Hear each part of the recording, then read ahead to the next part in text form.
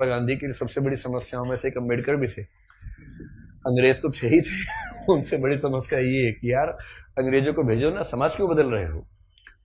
और अम्बेडकर साफ साफ कह रहे थे कि अगर मुझे अपने हित और देश के हित में चुनना हो तो देश का हित नंबर 1 पे है, पर यदि मुझे दलितों के हित और देश के हित में चुनना हो तो मैं दलितों के हित को प्राथमिकता पे रखूंगा। क्योंकि अगर अंग्रेज चले गए ऐसे ही तो यहां के सवर्ण हमें छोड़ेंगे नहीं, और दलितों की पराधीनता अंग्रेजों के आने से पहले ज्यादा थी, अंग्रेजों की उपस्थिति के समय कम पराधीनता थी।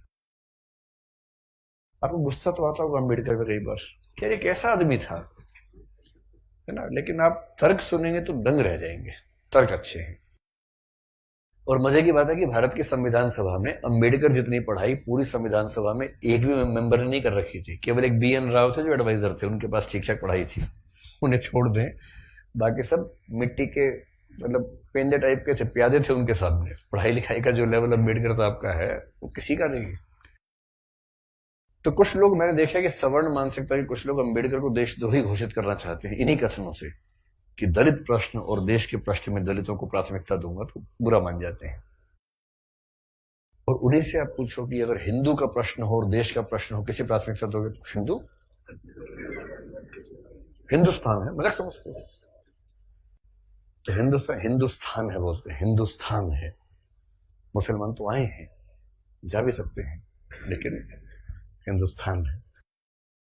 तो अंबेडकर उस समय पावरफुल हो चुके थे, और अंबेडकर को मैं तो बड़ा सलाम करता हूं इस सेंस में। आमतौर पर वंचित वर्ग में जब कोई पढ़ लिख लेता है ना, अपने वर्ग से कन्नी काट लेता है। रिजर्वेशन का सबसे बड़ा दुख ये है, रिजर्वेशन का सुख ये है कि वंचित वर्गों के लोग आने लगे हैं सत्ता में, और जैसे ही एक गांव से एक बच्चा, दलित बच्चा IAS बनता है ना, पूरा गांव IAS बन जाता है। आरक्षण के वित्तीय लाभ केवल उस व्यक्ति को मिलते हैं जिसको आरक्षण मिला है, पर सामाजिक राजनीतिक लाभ पूरे गांव, पूरे कुनबे, पूरे कस्बे, पूरे शहर को मिलते हैं। कि हमारे गांव का चंदू IAS बना है, और चंदू वर्ग में मान लीजिए SC या ST में आता है, उस दलित जाति के, उस गांव के और आसपास के 100 गांव के सब व्यक्तियों के पास कॉन्फिडेंस आ जाता है। कुछ बिगड़ा, चंदू को फोन लगा दिया, चंदू बिटवा देखिए जरा। अब पुलिस वाले ने रोका लाइसेंस के लिए, रुको रुको बात करवाते हैं, ऐसे करके कह रहे किसको फोन करो? चंदू को फोन करो। छोड़ दो कोई बात नहीं, आप जाओ, आप गाड़ी कैसे भी ले जाओ, सिर के ऊपर रख के ले जाओ, कोई बात नहीं, हम कुछ नहीं बोलेंगे।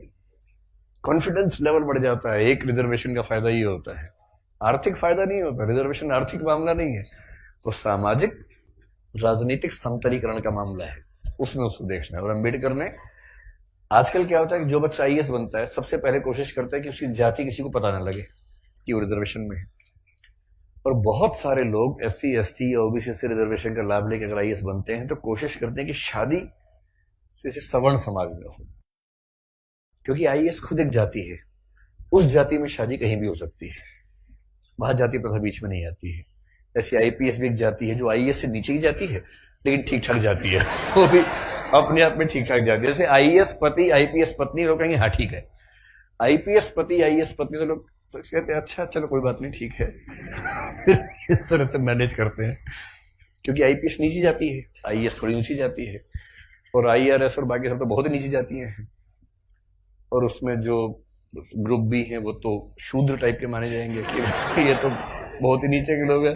बेशक UPSC ने सफलता दी हो, पर ये नहीं चलेंगे, इनके 10 नंबर कम आए से इनको बाहर करो यहाँ से एक प्रकार की जाति व्यवस्था वहां भी है। तो दलित चेतना जो अम्बेडकर की वजह से, अम्बेडकर का सम्मान क्यों करना चाहिए कि वो इतना पढ़ने लिखने के बाद भी चाहते तो वो भी एक शानदार जिंदगी जी सकते थे, उनको मिल ही रही थी भाई। वो PCS ऑफिसर थे बड़ौदा में, मजाक छोड़ना है, नागपुर में शायद।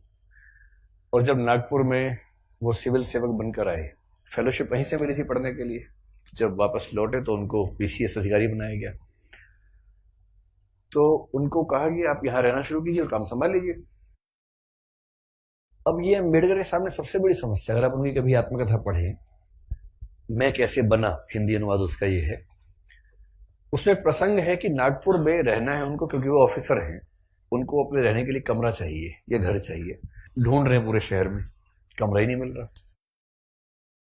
लोग पहले पूछते हैं जाति कौन सी है, वो बताते हैं कि महार जाति का हूं, तो भाई कमरा नहीं है हमारे पास, हम किसी दलित को कमरा देंगे ही नहीं अपना।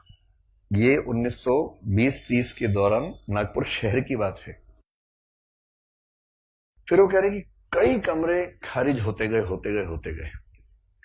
एक और घर में गए, एक कोई दूसरा ऑफिसर था, वो दिखा रहा था, दोस्त के रूप में हेल्प कर रहा था। तो वहां मालिक ने पूछा ही नहीं कौन सी जाति के हो, इन्होंने बताया भी नहीं, ढिंडोरा क्यों पिटेंगे, उससे पूछा नहीं, उन्होंने बताया नहीं, कमरा मिल गया, रहने लग गए।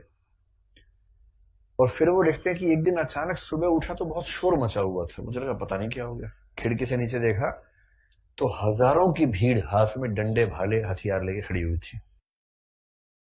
उनको पता लग गया था कि एक दलित आदमी इस घर में रहता है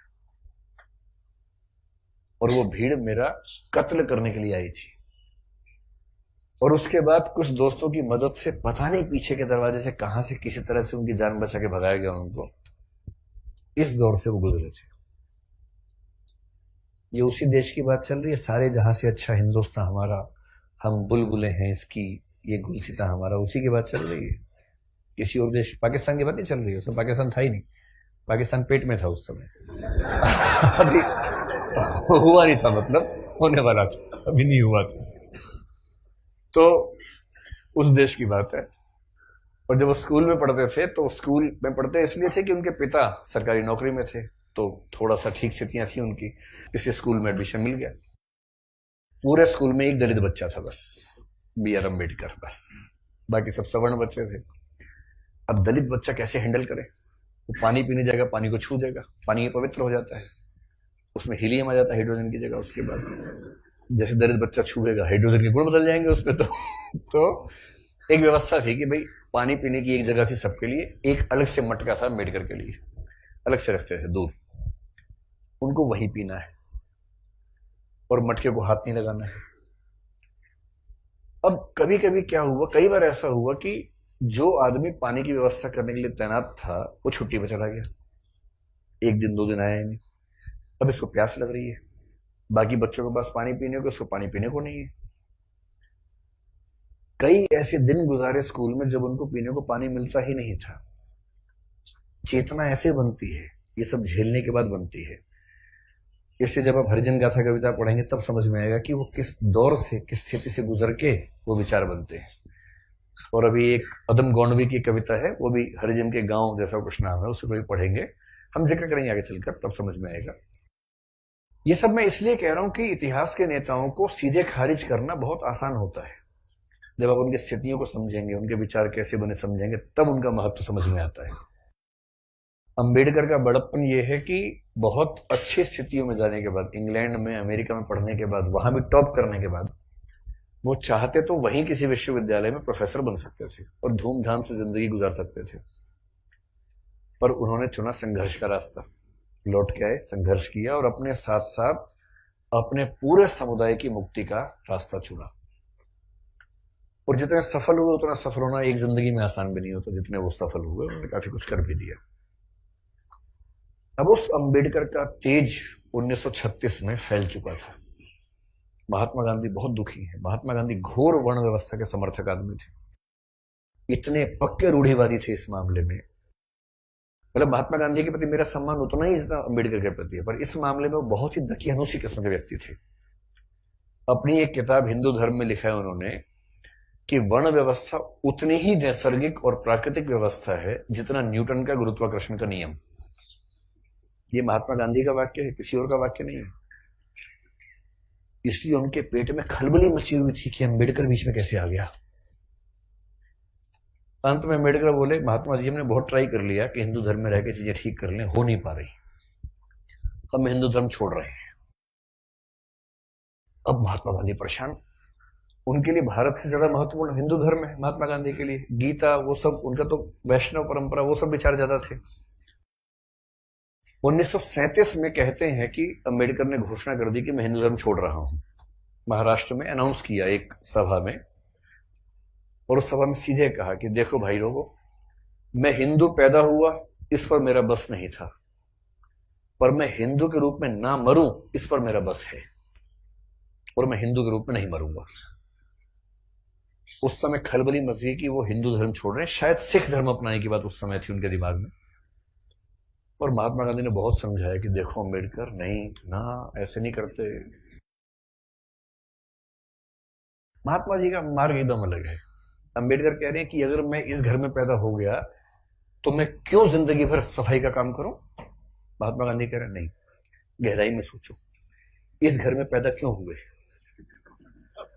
ये सोचो। ये उसका डिजाइन है, उसने जानबूझ के पैदा किया क्योंकि तुम्हारे अंदर सफाई के ही गुण हैं। अम्बेडकर कह रहे तू दलित पढ़ेगा नहीं, नहीं पढ़ेगा, पढ़ो लिखो, एमए करो, पीएचडी करो, लेकिन उसके बाद काम वही करना है, सफाई का ही। ये थे राष्ट्रपिता जी। चाचा जी आजकल है, ये सेकंड राष्ट्रपिता बनने वाले हैं मोदी जी, जिस मूड में चल रहे हैं अभी। हो सकता है जल्दी घोषणा हो कि भारत के अब 2 पिता हैं, और छोटे पापा बड़े पापा, फिर हम ऐसे करेंगे।